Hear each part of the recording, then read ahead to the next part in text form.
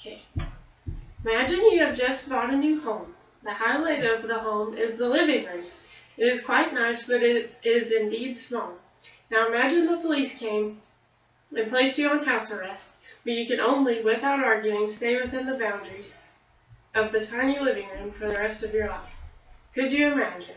Unfortunately, however, this is the existence that some must endure every day. Now I'm not talking about humans, but whales, orca whales.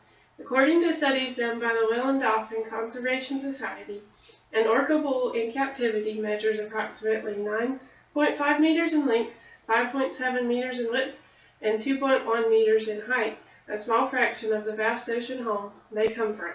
According to another source, the Animal Legal Defense Fund, an orca swims 140 miles a day and dives hundreds of feet deep. Do you believe they are capable of this in such a small pool? Hello, my name is Aubrey Sluter, and I'm a passionate whale fan, avid whale researcher, and advocate for animals held captive in human hands.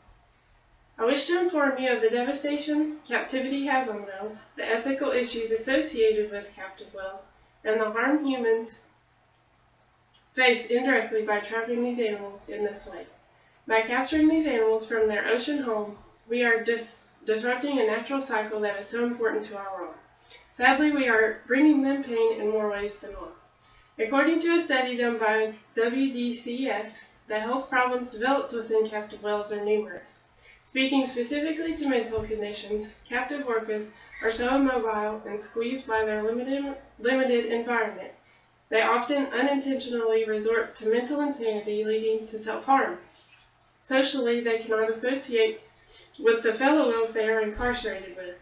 According to a 2013 documentary called Blackfish, which dispels the tragic capturing of an orca named Tilikum, orca whales are highly sociable and familial animals. Many pods, or orca families, stay together their whole lifetimes, and they share diverse languages.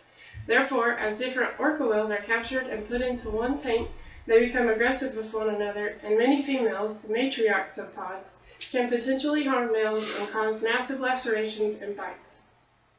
While mental, social, and emotional conditions are serious, the physical deterioration of these captive whales cannot be left in the dark. Ulcers and skin conditions are just some examples of harm the water quality does to their bodies. Unfortunately, the ethical issues with park management surrounding this setback can be to blame for much of the destruction this species has faced through captivity. Among the ethical problems that surround holding these animals and causing them physical hardship, the greed of management within these parks influences a lot of the decisions that are being made on behalf of the animals. According to WDCS, these parks claim they are using tickets and sales to help with conservation, but just how much of each sale goes to this proud effort? Well, for every $1 million, approximately $600 actually goes to helping oceanic life. As a comparison, that is about 5 cents per ticket. What is dismaying, however, is the lack of concern by management. They do not see the need for better care for the animals, nor respect for their natural behaviors, because better care and more food means more money spent.